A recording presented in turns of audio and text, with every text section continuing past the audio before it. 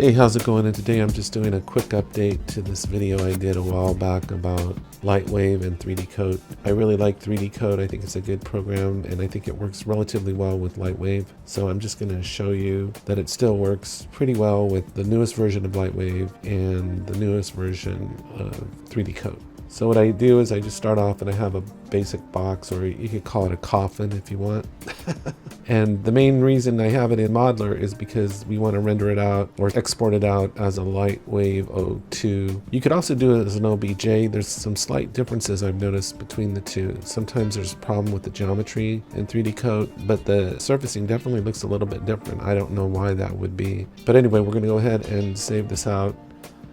I should show you this picture real fast too. So my goal is to get the object to look in LightWave as it looked in 3D COAT. So pretty much if you're working in 3D COAT, it can become a what you see is kind of what you get look. Not 100%, but pretty darn close. But I think a lot of it depends on the lighting too. But I usually have a pretty good success in getting it to kind of match up pretty well with what I saw in 3D COAT. And I think that makes the program really great. So anyway, we're just gonna render this out, or not render out, and just export it out. Okay, caps are on. Box 2. And we just go save. And then what we do is we're just going to go into 3D COAT and we're going to go import model for per pixel painting, and we'll just go to box 2 and go open, and it comes in. So you right click and you can zoom in and out, and left click you can rotate. You can also get a brush and add surfaces on top of this, but you've got to do, if you're going to add like a bump, you've got to do it before you add your smart material. So I'm just going to click on my airbrush here. I'm going to click this smart material. It gives you some boxes there. And it does its thing. You actually don't even need to do a UV map for this. It does that automatically. So just go OK. And if you right click and drag left and right, you can make the brush bigger. And if you go up and down, you can control the thickness. I would recommend not putting a big thickness on there. And then you just paint your object. And of course you're going to get something a lot nicer than what you could get out of LightWave. Doesn't really have, I haven't had much success painting with metamorphic in there. So I'm just going to paint this a little bit, nothing too much here, just one side. You know, this is the $9.95 paint special. There we go. And there we go. And all we're going to do now is we'll just go export object. And you can pick your maps. Like, I noticed in the latest version of 3D COAT, it doesn't automatically default, but you probably want color. So you keep it all in default, but you want to put the export on PBR metalness. But it's funny, it says that, but then you've got to come down here and click metalness if that's what you want, and roughness too. So I don't know, I don't think you need that one either. So we're going to do color, roughness, metalness, and we can do the normal map as well. See what happens with displacement. Okay, and then we just export it. Oh, we got to give it a name. Now we can here render it out as an LWO, and I think you'll probably have the best luck with doing that. So I'm just going to call this box out and go save. And you'll see it, hopefully it rendered that out. Usually you see it render stuff out. So now I'm going to just jump over into Modeler here, and we'll go to load object, and the one we just did the box out here, and go open. And there it is. And we want to probably zoom in a little bit on this. Just put it a little bit of an angle. I'll just match the perspective real quick. Okay, so let's go in the surface editor and see what happened here. Okay, so it brought in the normal map. One of the things that we'll do is we'll switch from standard to principled BSDF.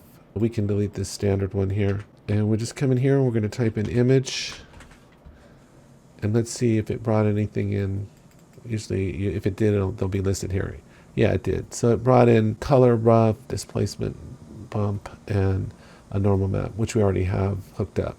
Now, one thing to note on the normal map is if you double click it, it's inverted on the Y. Okay, so now we'll just go to image. We're going to go to color. And then we'll set this to object UV, and we'll just put color into color. And we'll just keep going here. Copy, right click paste, We'll switch the map to rough. And it's already on Object UV. And that's going to be the Luma into roughness. We'll click this again. We should just be able to go paste. And we'll click here. And we'll see what this one looks like.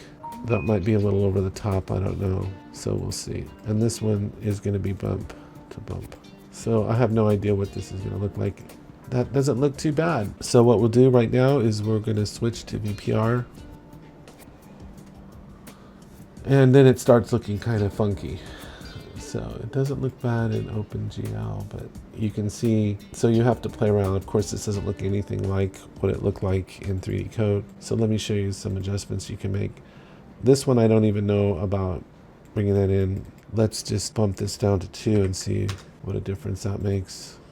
Makes kind of a big difference. Let me turn off the backdrop too, just so I can see one side of it. It doesn't look too bad. Okay, so you have to just kind of use your judgment as far as what you want to do and what you want to tweak. One of the ones you can tweak here is if there's too much roughness, you drop the opacity. I think in one of my other videos, I was decreasing the amplitude and I should have been decreasing the, just trying to get a look at it while I'm doing it. So you can drop these values down low. So the roughness, you would adjust the opacity. On the bump, you'd want to adjust the amplitude. And on the color, you might want to go into edit and you could try maybe increasing or decreasing the saturation depending on what you're trying to accomplish. I think that looks pretty good, actually. I think the other thing that's important is, of course, the lighting's going to have a big effect on the surface of everything. I think the other thing that's important is to make sure you hit D and make sure you're in the right color space. So that would be sRGB, because that will definitely affect things. And that's pretty much it. Now let me see if I open up this. Can I get to it here? It's hard to put these right next to each other, but you middle mouse button to bring it up. But just eyeballing these, like I said, there's differences in the lighting between the applications, but I would say that's pretty darn close to what it looks like. And that's it. That's it. That's all you got to do. And then of course you can save all this stuff out. So anyway, take care and I'll talk to you later.